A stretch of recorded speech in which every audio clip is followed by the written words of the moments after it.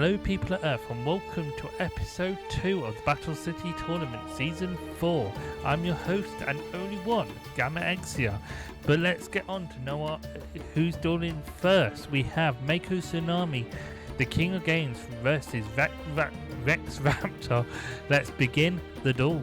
And we're match 5, we got Mako Tsunami versus Rex Raptor. Let's begin the duel. Now, out of these two decks, I'm actually surprised how far they went in Duelist Kingdom.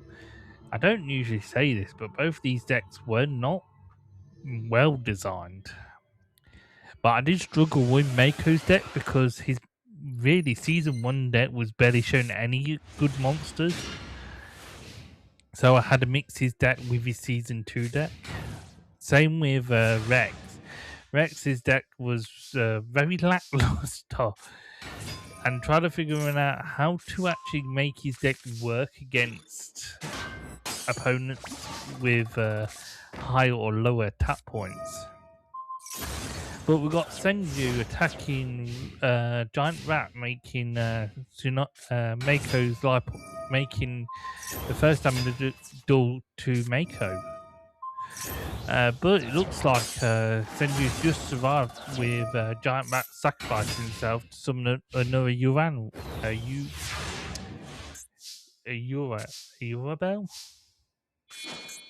Dinosaur. He summoned a dinosaur. But the one thing I am glad about is saying is Shizu. I can actually say it now. Couldn't say it in the episode when I need to actually say her name, but I always find it a bit funny. And we've got Mako's boss monster out and gone in the same turn. Brilliant. But yeah, Mako's deck and Rex's deck are probably one of the two decks I'm actually surprised made it so well. And it looks like Mako needs to pull out Rabbit out of his hat because his life points have just dropped down to 3,000 with really Rex only losing 800. But my worries were mistaken as we get Fortress Well. And I'm going to have to say this, Fortress Well is truly Mako's boss monster, as it's been summoned probably 9 times out of 10. This monster has actually helped Rex win, help Mako win most of his tournaments battles.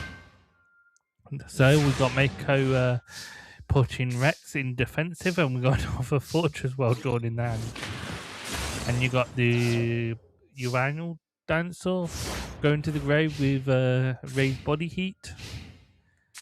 But we got Trapeodon in defense with Trachodon. Oh, I have been saying it right. Fortress Well destroys Trachodon. So in my opinion, the only way Rex wins this if he summons his Red Eyes Black Dragon. Something he still has in his deck because he never lost it to Joey Wheeler. On to the twin-headed King Rex goes to the grave thanks to Fortress Well. And we've got another monster in defensive mode. I'm sad to say it looks like we're only seeing strong monsters coming out of Mako's deck. He must have summoned all of his good monsters, weaker monsters out first. And we got another spell and trap card zone in the spell and trap card zone on Rex's side.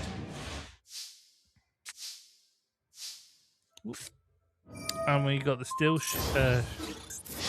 shell equipped into Fortress Well, increasing its attack points to 2,750.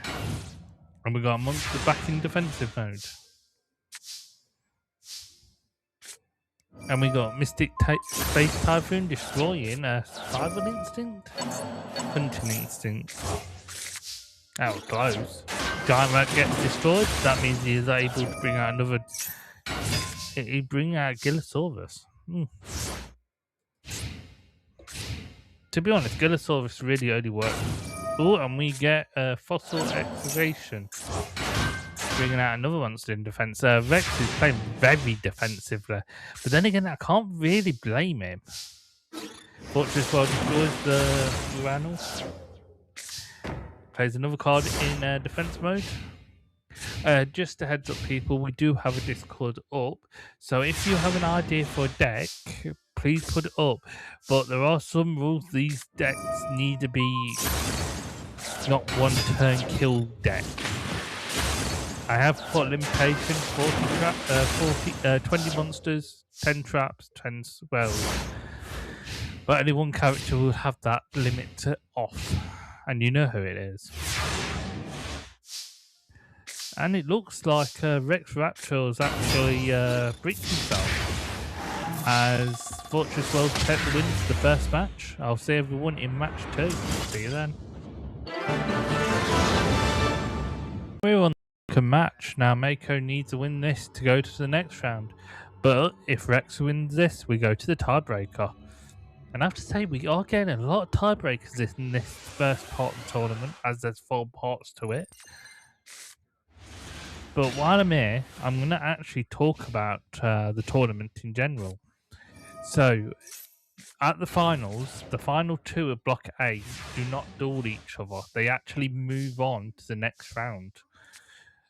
So, Block A, Block B, Block C, and Block D will at least have 8 duelists who are stronger than anyone in the tournament. And we get Fortress Well for the second time in the matter of, 2 seconds? Got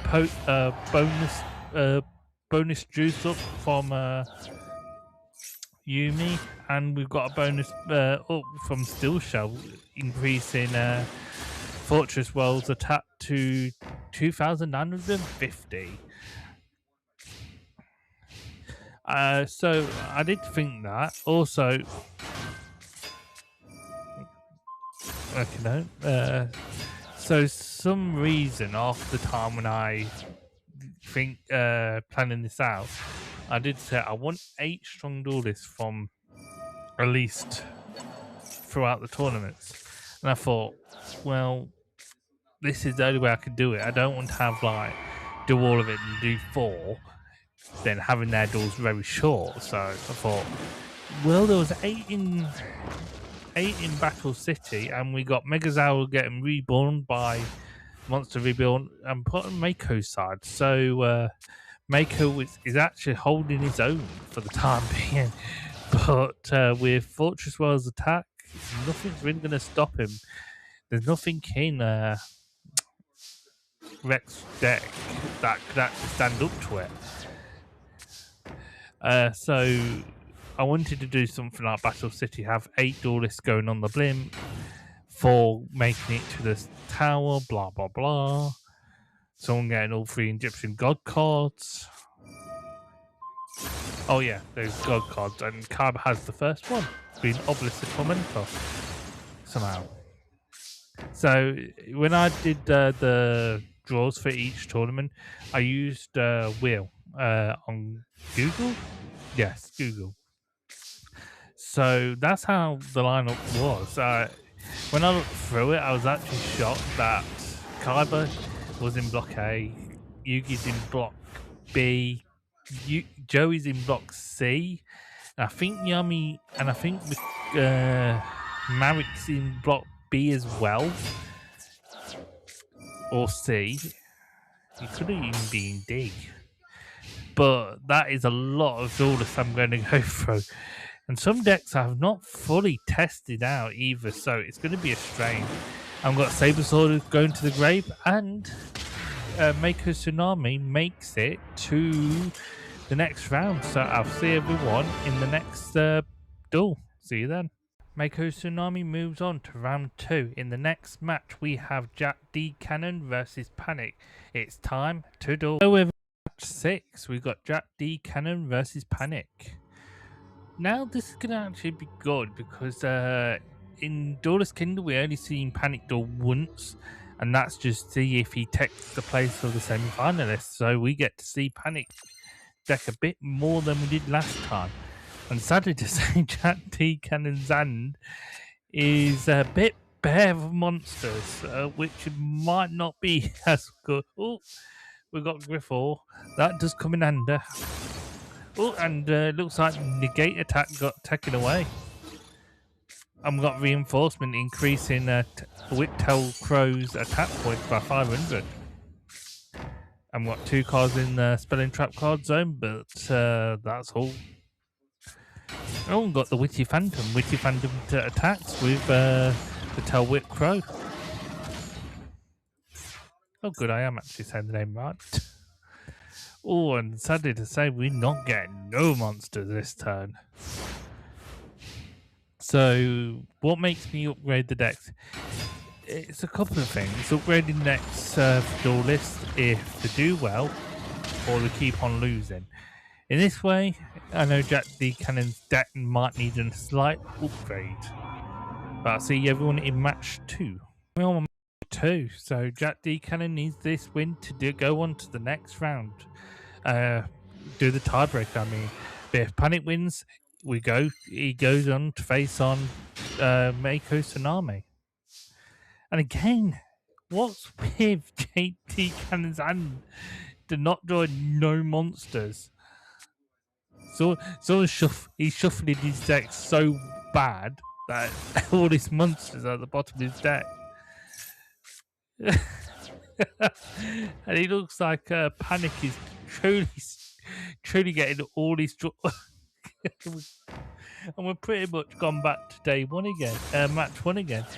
It looks like Jack D. Cannon's hand has failed him yet again, and we ran with a bonus of the Dark Sword, the Sword of Dark Destruction, increasing its power by 400.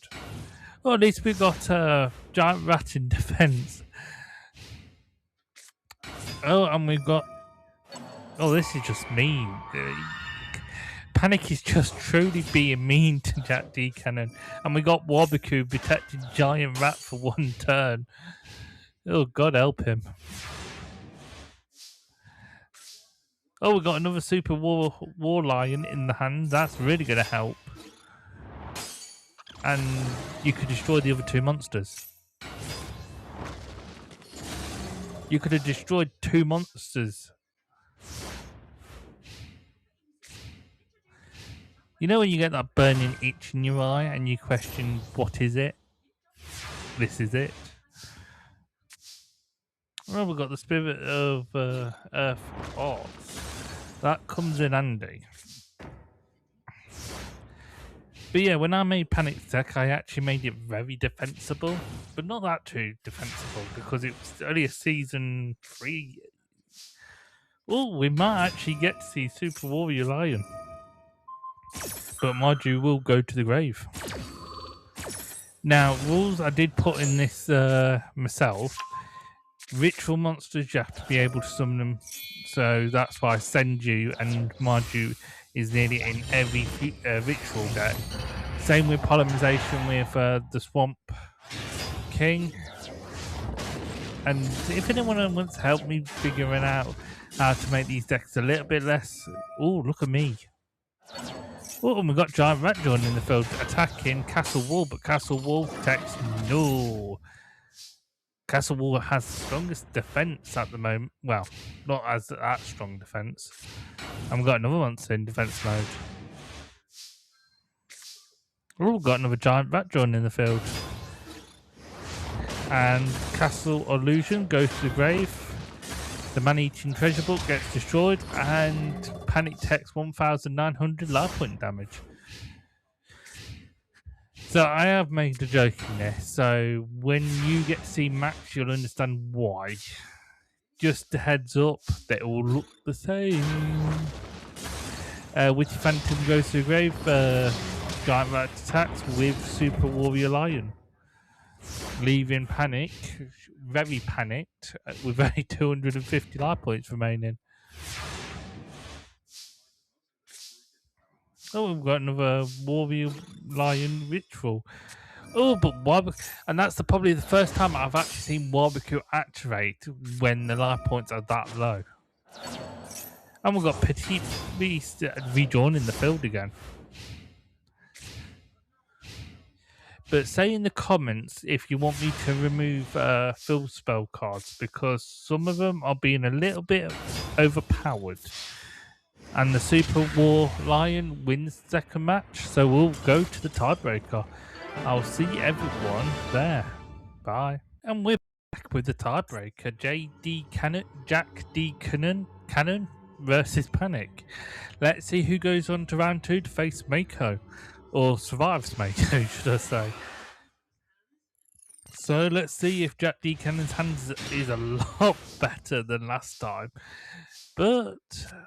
And we get Gaia Power, increasing Des Wombat attack points to 2,100. And it looks like he's already panicking, placing his monsters in defense mode. But he's activated Grave Law, sending... he did something, I didn't know what he did. And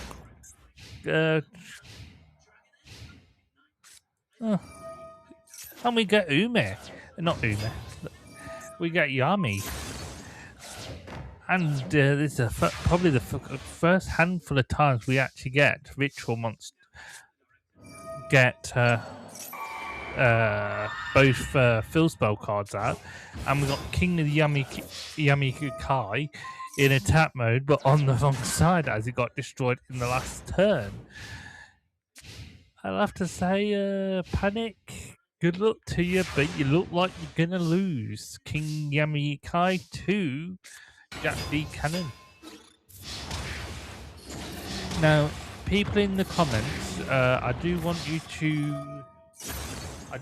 to put in chat if I should modify the decks now or later. If I do it now, their decks will increase by 1, but that does tell me that I know what card I need to remove afterwards. Or keep it in some cases. Oh, and we get to see Super War Lion in attack mode with its increased attack points. And we got game. Jack D. Cannon moves on to face Mako in round 2. In the next match is actually quite a good one. I'll see everyone there. Goodbye. Jack D. Cannon moves on to round 2 to face Mako Tsunami in round 2. In the next match we have Spencer Howard versus Lecture. It's time to duel. So match 7 we have Spectre Howard, who is a rare hunter, versus Lecter of the Big 5. Let's see who wins.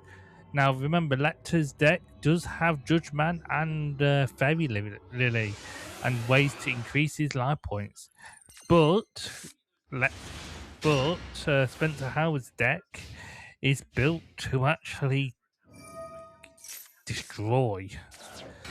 And we've got Shining Angels in the tap mode. And we've got Potter Greed, allowing you to draw 2 new cards. And we get one of the new Gilgraph in attack mode. And we've already got Satellite Cannon in attack mode. Oh, we got Sacrifice and we got Jinzo on the field first time. Jinzo goes to the grave. That means all traps now are worthless, which is going to be very painful for... Oh, and we've got Satellite Cannon.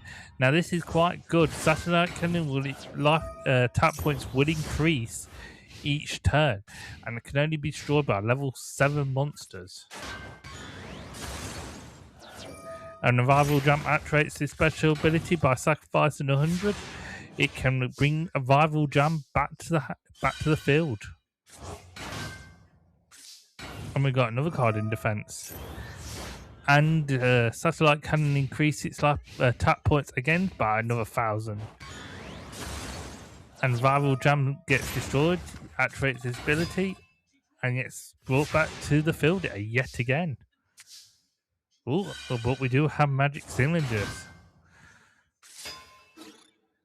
Oh, but Saturn, why would you do that for? You should have used it on Jinzo, not the other way around. And Satellite Cannon starts increasing its attack once again. Oh, and we've got Graceful Champ to activate for the second time. And Rival Champ activates yet again. And we've got 2 Injection Fairy Lilies in attack mode. And Rival Jam gets reborn again. And we've got Graph destroying the first of the Fairy Lilies. And Satellite Cannon goes into defense and increases its attack by 2,000. Another 100,000. Fairy Lily attacks, increasing its life attack points by 2,000.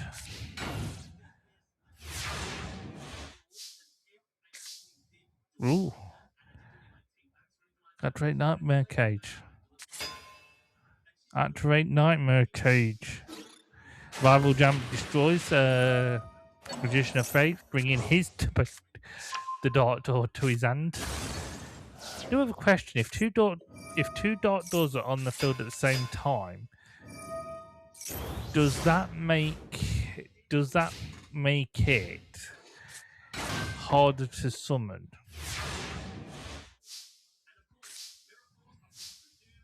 And we get Graceful Charity, drawing 3, getting rid of 2. And we got Tomato joining the field.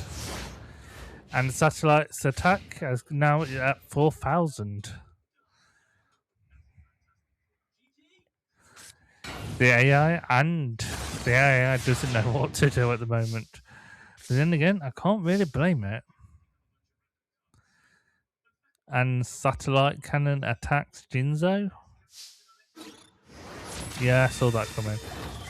Oh, and it looks like Let to be able to summon, able to use all his trap cards again. And Dust Tornado destroys the Dark Door. Which is confusing. Dark Door works on both sides, so you can activate your Dark Door. And we've got Injection Fairy Lily joining the field yet again.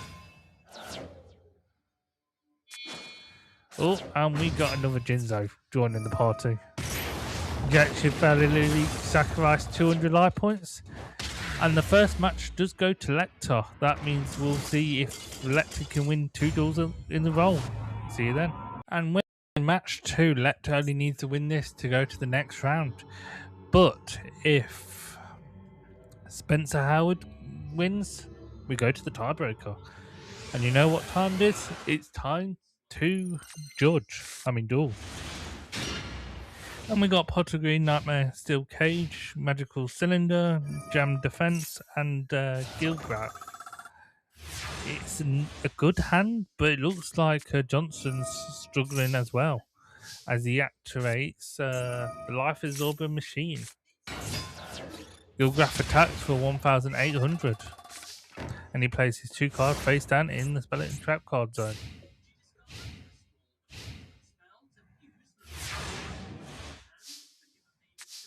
Ooh. It looks like Giant Germ attacks with Gilgraf again, dropping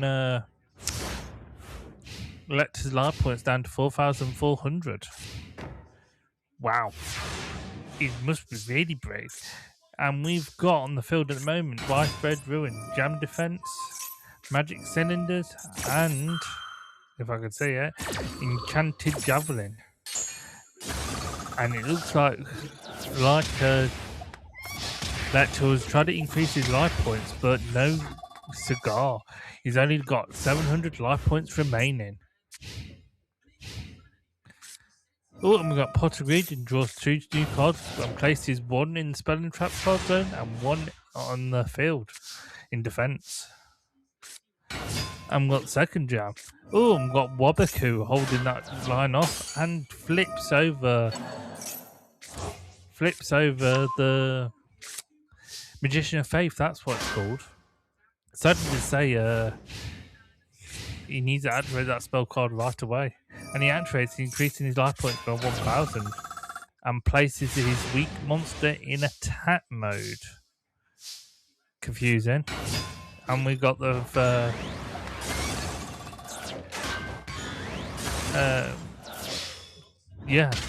the winner is Spencer Howard, as Lecter lost his marbles in the last part of the duel. See you then. Well, our breaker Lecture or Spencer Howard need to win this duel to go on to the next round. But let's see who wins. It's time to jam. Duel. So I'm actually surprised Lecter's not actually winning. It's one of them decks that I thought would do better than I thought. But then again, because I've not tried it out myself, I can't speak. We've got Pottergreed drawing 2 new cards. Summons Rogdoll. Rogdoll, yep. Activated special ability, sending one of the germs to the grave. Wabuku gets activated, and it flips over the Unhappy Maiden in defensive mode.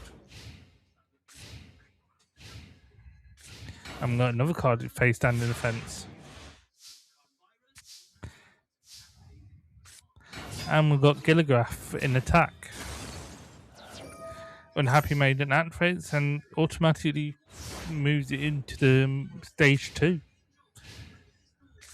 And we've got Dark Door. That means the opponent can only attack once per turn. Oh, and we've got Grand Tiki Elder in attack mode. Ooh, clever move, but I wouldn't have done that. But it could be a trap. And Valkyrie activates, destroying the card on the field. And we've got Mystic Tomato in attack mode. Oh, but we've got the numerous healer increasing the life points by a little but not a lot. Got a card in defensive mode. If it was me, I'd actually get his boss monster out, the Fiend. Get this one out, so it would actually start getting up in power.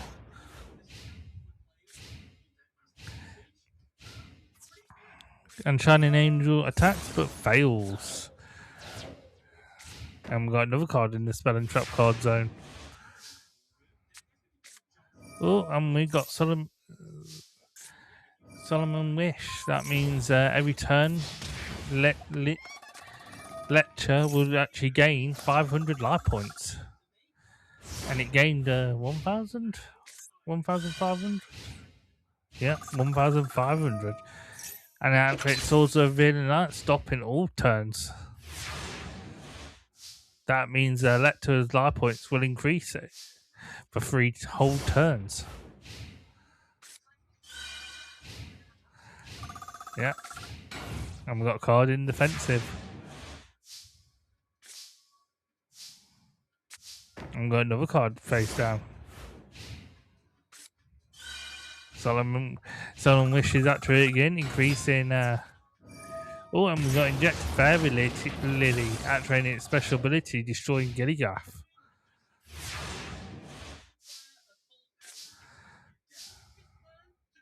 Monster Reborn, bring back Gilligraph in attack mode. To be honest, I don't know what these. And Solomon Wish is activated again, increasing. Ooh. Spencer Howard's life points are dropped down to 5,200, but Lecture's life points dropped down to 5,700. Ooh, and Wabuku activates, bringing Magician of Faith flipped over, bringing Swords of Iliad back to the hand. And if it was me, I'd actually activate it again.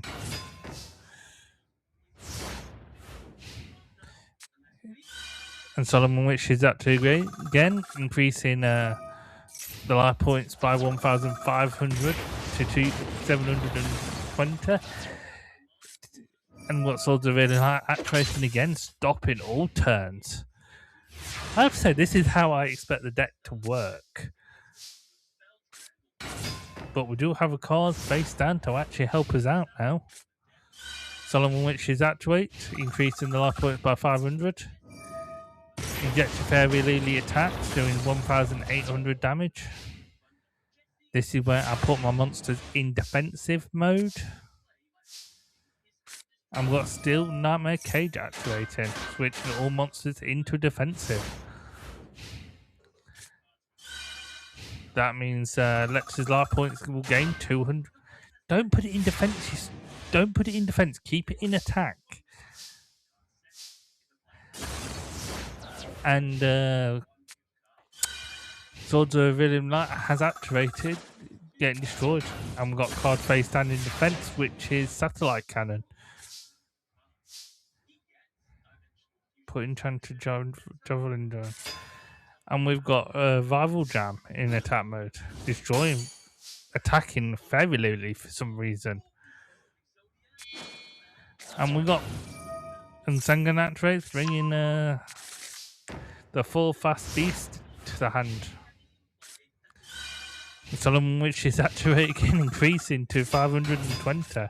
Trappo activates, sending the Mercurial Mermaid to the grave.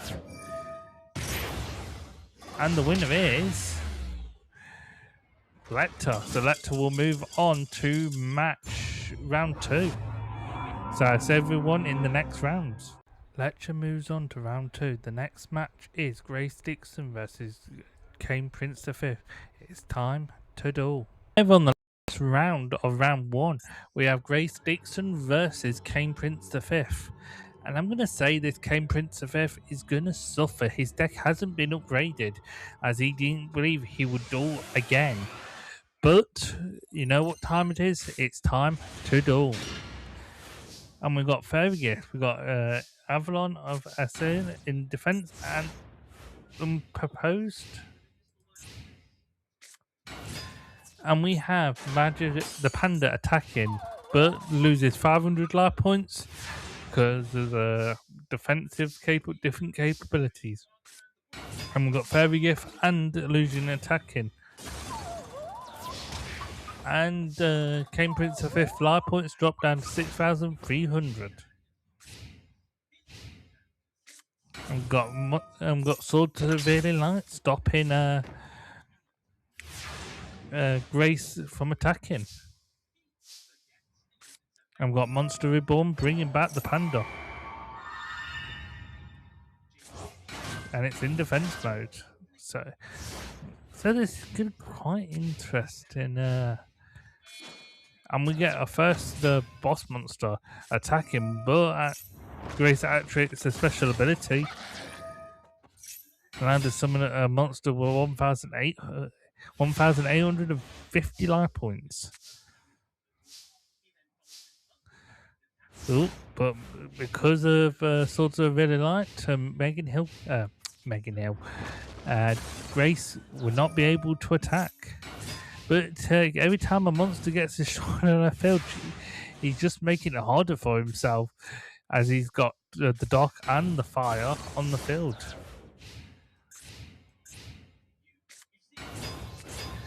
Oh, but we do have an increase in attacks, but that's not going to help as we get another one as the water joins the field. As the darkness goes to the grave. Sad to say, that's not going to last long. I haven't got Wind Summon, but because of Trap Hole, that goes to the grave. It activates again, bringing the Earth one to the field. First monster gets destroyed.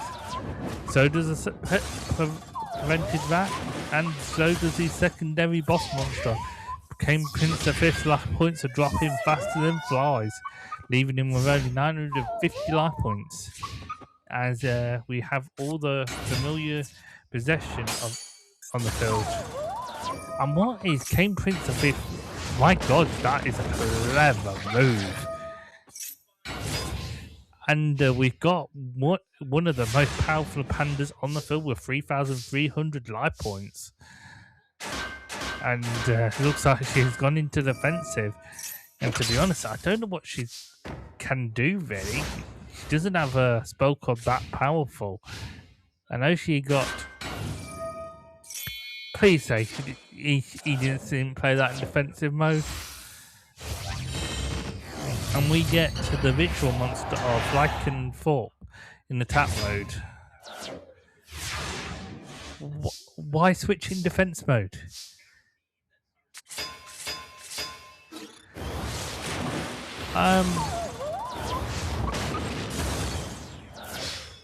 The winner is Grace Dixon.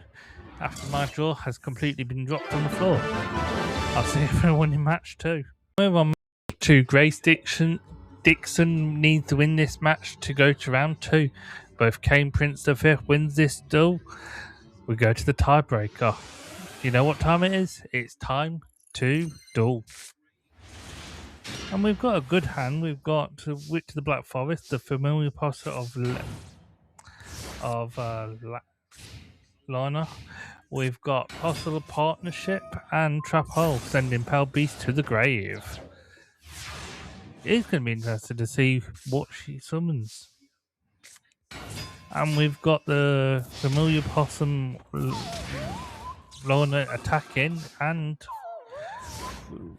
Witch of the Black Forest attacking. Sorry, that thing is just confused. Just got me confused. Dropping Kane Prince the 5th life points down to 5,050. And we've got Ancient Elf in attack mode. Ooh, but Grace takes the first damage of her duel.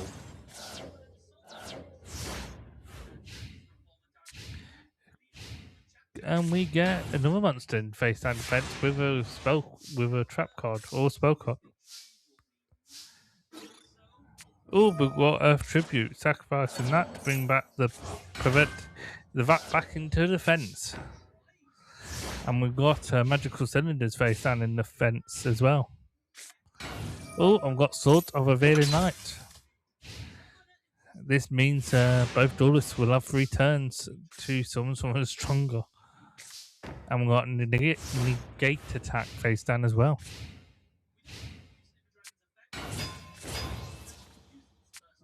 A Magical Cylinders activates, sending that attack right back at him.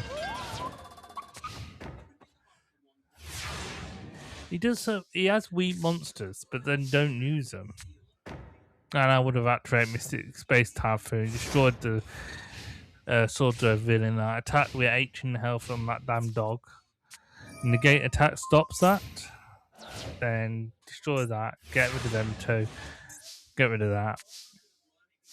And bing bang bosh, you've got one strong monster.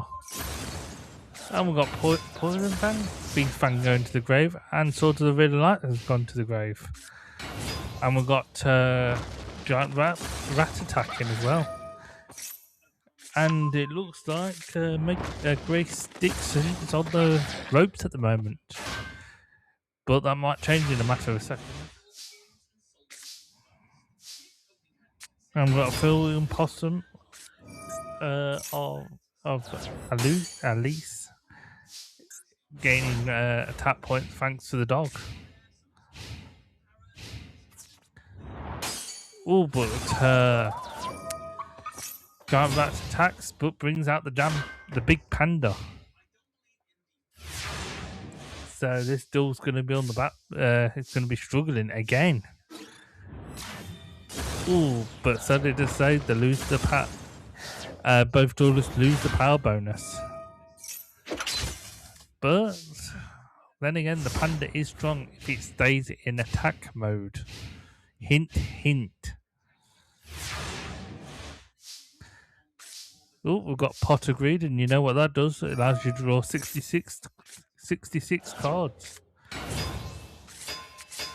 And this could be interesting. Why you put them all into attack mode? I know you got Swords of the Availing Light down, but still.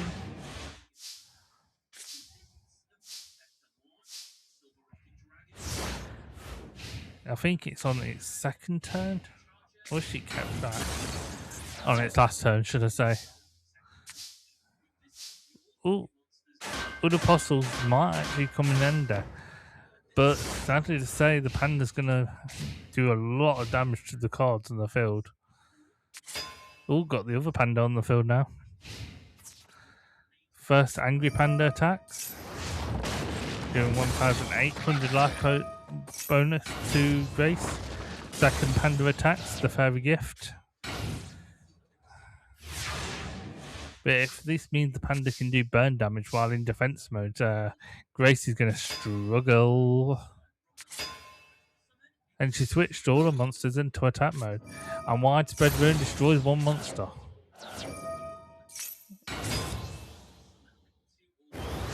But sadly to say, with the Impossible at traits, all their monster cards gain 200 life, 1,000 life points, attack points, should I say.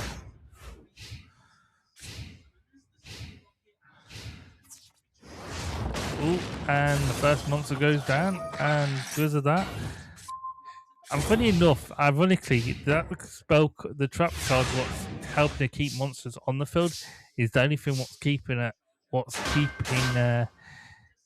King Prince V attacking monster in the game. And we've got Pot of Greed drawing 2 new cards. And we've got Giant Rat attacking the Ancient Elf. But because of that brings out another monster. We've got 1,800 damage. King Prince V is showing his strongest monster. And to be honest, that might become his new boss monster if it keeps up. And we've got Potter Avaroth.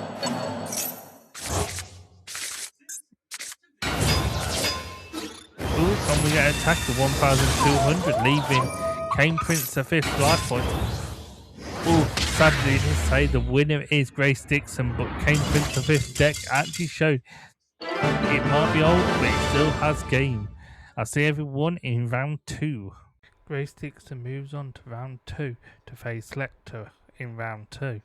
In the next episode, we'll be doing the round 2 matches. I'll see you then. Bye.